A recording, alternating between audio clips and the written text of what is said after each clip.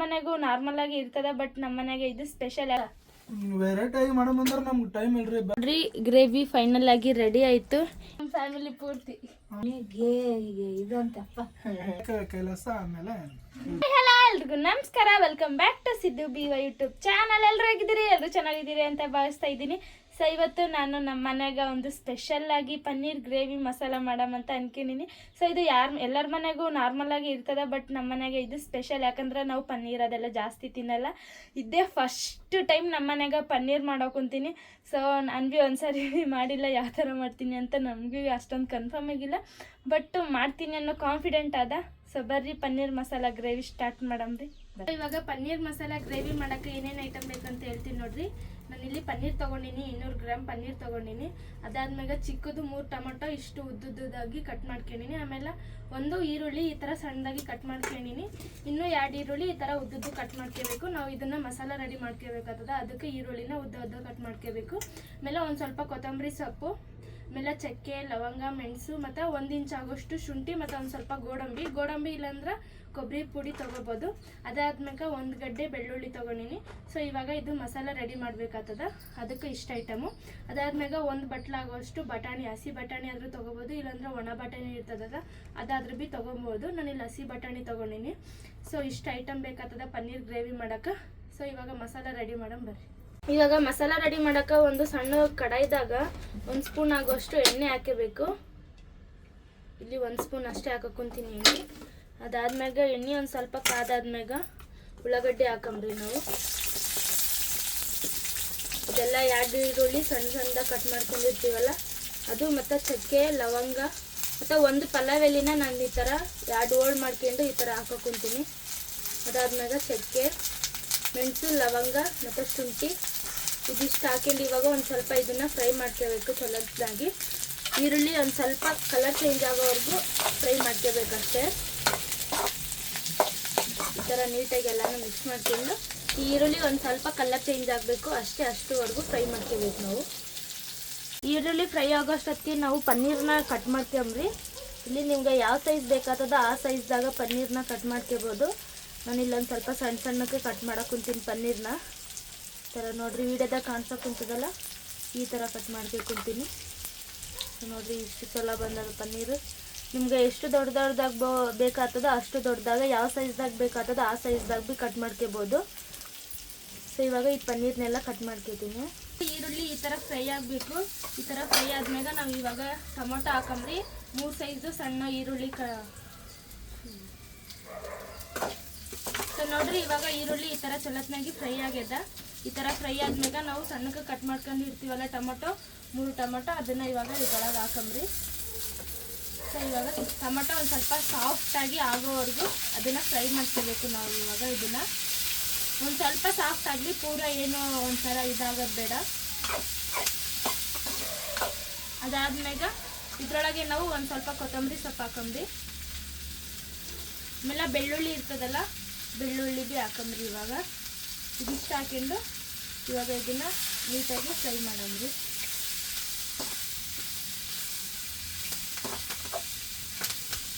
ಇದೊಂದು ಸ್ವಲ್ಪ ಸಾಫ್ಟ್ ಆದ್ಮ್ಯಾಗ ಮತ್ತೆ ಸಿಗ್ತೀನಿ. ನೋಡಿರಿ ಟೊಮೊಟೊ ಸಾಫ್ಟಾಗಿ ಬೆಂದದ ನೋಡಿರಿ, ಎಷ್ಟು ಚಲೋ ಕಾಣೋಕ್ಕಂತದ. ಈ ಥರ ಟೊಮೊಟೊ ಎಲ್ಲ ಪೂರ್ತಿ ಸಾಫ್ಟಾಗಿ ಫ್ರೈ ಆದ್ಮ್ಯಾಗ ನಾವು ಇದಕ್ಕೆ ಗೋಡಂಬಿ ಹಾಕಂಬ್ರಿ. ಗೋಡಂಬಿ ಹಾಕೋಕೊಂತೀನಿ. ಸೊ ನೋಡಿರಿ ಈ ಥರ ಗೋಡಂಬಿ ಹಾಕಿ ಇದನ್ನೇನು ಫ್ರೈ ಮಾಡೋದು ಬೇಡ. ಗೋಡಂಬಿ ಹಾಕಿದ್ಮ್ಯಾಗ ಈ ಥರ ಒಂದ್ಸರಿ ನೀಟಾಗಿ ಮಿಕ್ಸ್ ಮಾಡಿಬಿಟ್ಟು ಇದು ಪೂರ್ತಿ ತಣ್ಣಗಾಗಬೇಕು. ಇದು ಆಗಕ್ಕೆ ಬಿಡಂಬ್ರಿ. ಇವಾಗ ನಾವು ತಣ್ಣಗಾಗಕ್ಕೆ ಇವಾಗ ನಾನೊಂದು ಗಂಗಳದಾಗ ಹಾಕಿಗೆಶಿಂದ ಸಪ್ರೇಟ್ ಮಾಡಿಟ್ಟಿನಿ.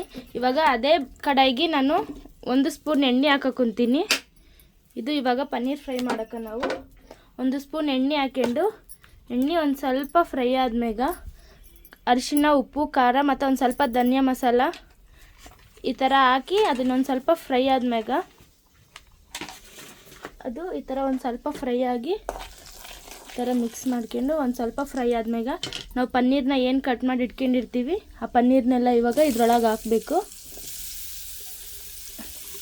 ಈ ಥರ ಎಲ್ಲ ಸಾಕೊಂಡು ಇದನ್ನು ನೀಟಾಗಿ ನಾವು ಫ್ರೈ ಮಾಡ್ಕೋಬೇಕು.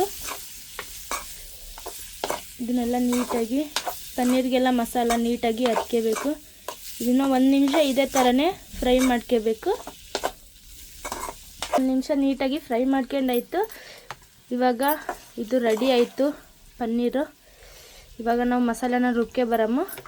ಇದು ತಣ್ಣಗಾಗಿದೆ. ಇವಾಗ ಇದನ್ನು ಒಂದು ಮಿಕ್ಸಿ ಜಾರಿಗೆ ಹಾಕಿ ಇದನ್ನು ಪೂರ್ತಿ ಸಣ್ಣದಾಗಿ ಪೇಸ್ಟ್ ಥರ ನಾವು ರುಬ್ಕೆ ಬರಂಬರ್ರಿ.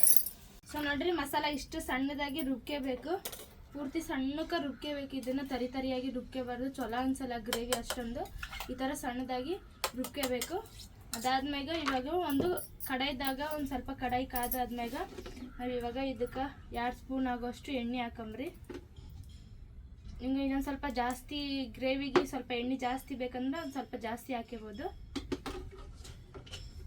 ಅದಾದ್ಮ್ಯಾಗ ಎಣ್ಣೆ ಒಂದು ಸ್ವಲ್ಪ ಕಾದಾದ್ಮ್ಯಾಗ ಪಲಾವ್ ಎಲೆನ ನಾನು ಈ ಥರ ಸ್ವಲ್ಪ ಸಣ್ಣದಾಗಿ ಮುರಿದೀನಿ. ಅದಾದ್ಮ್ಯಾಗ ಚಕ್ಕೆ ಒಂದು ಸ್ವಲ್ಪ ಚಕ್ಕೆನ ಈ ಥರ ಕಟ್ ಮಾಡಿ ಗೆಸಿಂದ ಇದ್ರೊಳಗೆ ಹಾಕಬೇಕು. ಇದೊಂದು ಸ್ವಲ್ಪ ಫ್ರೈ ಆದ್ಮ್ಯಾಗ ಮೆಣಸಿನ್ಕಾಯಿ ಈ ಥರ ಒಂದು 4 ಇಲ್ಲ ಒಂದು 2 ಮೆಣಸಿನ್ಕಾಯಿನ ಈ ಥರ 2 ಹೋಳು ಮಾಡಿ ಗೆಸಿಂದ ಅದನ್ನು ಇದ್ರೊಳಗೆ ಹಾಕಿ ಇದೊಂದು ಸ್ವಲ್ಪ ಫ್ರೈ ಆಗಲಿ. ಅದಾದ್ಮ್ಯಾಗ ನಾವು ಈರುಳ್ಳಿನ ಏನು ಕಟ್ ಮಾಡ್ಕೊಂಡಿರ್ತೀವಿ, ಒಂದು ಈರುಳ್ಳಿನ ಈ ಥರ ಸಣ್ಣದಾಗಿ ಕಟ್ ಮಾಡ್ಕೊಂಡು ಹಾಕಬೇಕು ಎಣ್ಣೆ ಒಳಗೆ.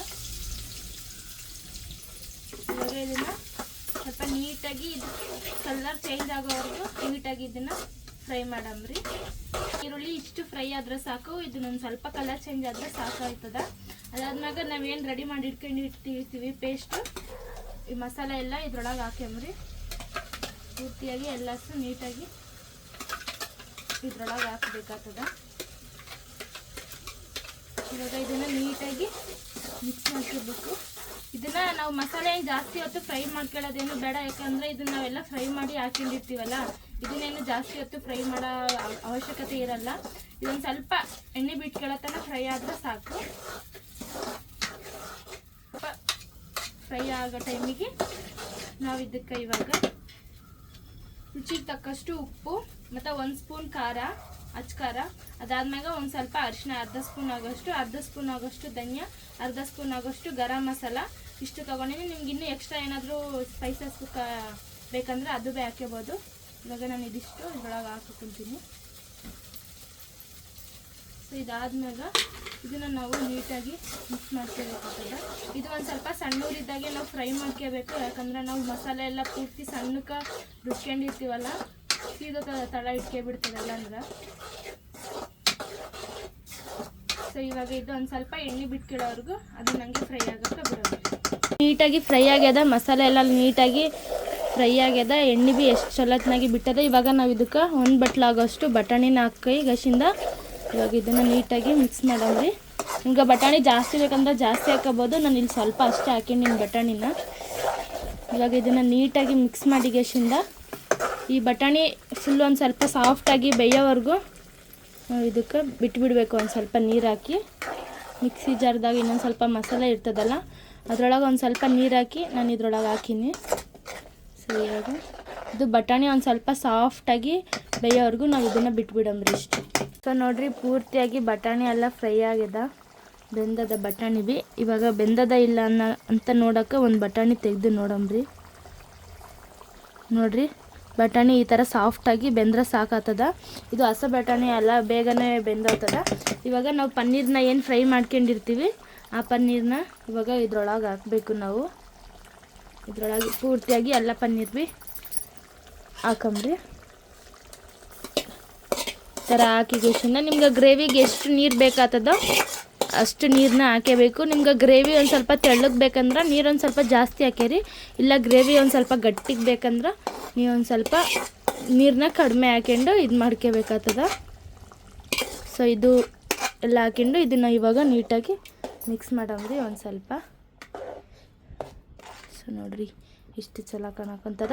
ಇವಾಗ ಇದು ಒಂದು ಸ್ವಲ್ಪ ಪನ್ನೀರ್ ಇರ್ತದಲ್ಲ ಅದೊಂದು ಸ್ವಲ್ಪ ಫ್ರೈ ಆಗೋಕೆ ಇದನ್ನು ಒಂದು ಸ್ವಲ್ಪ ಫ್ರೈ ಮಾಡಬೇಕು. ಒಂದು 2 ರಿಂದ 3 ನಿಮಿಷ ಆಗೋಷ್ಟು ಫ್ರೈ ಮಾಡಿದ್ರೆ ರೆಡಿ ಆಯ್ತು ನೋಡಿರಿ ಪನ್ನೀರ್ ಮಸಾಲ ಗ್ರೇವಿ. ಸೊ ನೋಡಿರಿ, ಇವಾಗ ಇದಕ್ಕೆ ಲಾಸ್ಟಿಗೆ ಫೈನಲ್ ಟಚ್ ಅಪ್ ಕೊತ್ತಂಬರಿ ಹಾಕಂಬ್ರಿ. ಕೊತ್ತಂಬರಿ ಈ ಥರ ಒಂದು ಸ್ವಲ್ಪ ಸಣ್ಣದಾಗಿ ಕಟ್ ಮಾಡ್ಕೊಂಡು ಕೊತ್ತಂಬರಿ ಹಾಕಿ ಇಟ್ಬಿಡೋದು ನೋಡ್ರಿ. ನಿಮ್ಗೆ ಗ್ರೇವಿಗೆ ಒಂದು ಸ್ವಲ್ಪ ನೀರು ಹಾಕ್ಕೊಂಡು ಒಂದು ಸ್ವಲ್ಪ ಫ್ರೈ ಮಾಡ್ಕೊಂಡು ಅದು ಆಯ್ತು ನೋಡ್ರಿ. ಗ್ರೇವಿ ಫೈನಲ್ ಆಗಿ ರೆಡಿ ಆಯಿತು. ಎಣ್ಣೆ ಎಲ್ಲ ನೋಡ್ರಿ ಎಷ್ಟು ನೀಟಾಗಿ ಬಿಟ್ಕೊಂಡದ. ಪನ್ನೀರ್ ಬಿ ಫುಲ್ಲು ಸಾಫ್ಟಾಗಿ ಫ್ರೈ ಆಗ್ಯದ ನೋಡ್ರಿ. ಗ್ರೇವಿ ಬಿ ಸ್ವಲ್ಪ ಗಟ್ಟಿಯಾಗಿ ನಾನು ಸ್ವಲ್ಪ ಗಟ್ಟಿಯಾಗಿ ಮಾಡ್ಕೊಂಡಿನಿ ಗ್ರೇವಿನ. ಇದು ಚಪಾತಿ ಜೊತೆ ರೊಟ್ಟಿ ಜೊತೆ ಎಲ್ಲ ಚಲೋ ಇರ್ತದ, ಕಾಂಬಿನೇಷನ್ ಎಲ್ಲ ಚಲೋ ಇರ್ತದ. ಸೊ ಇವಾಗ ಇದು ರೆಡಿ ಆಯಿತು. ಸೂಜಿ ಬ್ಲಾಗ್ ಮಾಡ್ಯಾಳ ಅಂತಲ್ಲ, ಯಾವ್ದ್ರ ಬಗ್ಗೆ ಮಾಡ್ಯಾಳ? ಅಂಗಡಿಗೆ ತಂದು ಮಾಡ್ಯಾಳಪ್ಪ. ಏನು ಮಾಡ್ಯಾಳ ಯಾವ್ದು ಮಾಡ್ಯಾಳ ನಮಗೆ ಬರ್ತದ. ಏನು ಮಾಡ್ಯಾಳ ಅದೇನು ಮಾಡ್ಯಾಳ? ಏನೋ ತಂದು ಮಾಡ್ಯಾಳ. ಹಾಲಿಂದು ಇದು ತಂದು ಮಾಡ್ಯಾಳ, ಕಂಡು ತುಣಿಗೆ ಮಾಡ್ಲಕ್ಕ. ಹೌದಾ? ಹಾಂ, ನೀ ತಿಂದಿಲ್ಲ? ನಾನು ಇದಕ್ಕೆ ಊಟ ಮಾಡಿದೆ. ಒಪ್ಪತ್ತು ನಮ್ಮ ಒಪ್ಪತ್ತು ಇರ್ತಾಳ್ರಿ ಮಂಗಳವಾರ ಹಂಗಾಗ್ಬಿಟ್ಟು ಅವಲಕ್ಕಿ ಉಂಡೆ. ಅವಲಕ್ಕಿ ತಿಂದಿ. ಅವಲಕ್ಕಿ ಮಾಡಿಟ್ಟಿದ್ರು ಉಂಡೆ.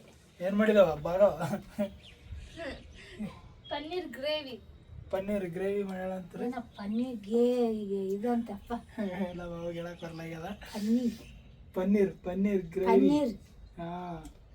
ಅದು ಹಾಲು ಇದ್ದಂಗಿರುತ್ತೆ, ಹಂಗಾಗ್ಬಿಟ್ಟು ಹಾಲು ನಾನಾದ್ರೆ ಸಸಿ ಏನು ಮಾಡ್ತಾವಂತ ಅದನ್ನ ಅಲ್ಲೂ ನೋಡಮ್ ಟೇಸ್ಟ್ ಮಾಡ್ಬಿಟ್ಟು. ಊಟ ಮಾಡಿದಿಲ್ಲ?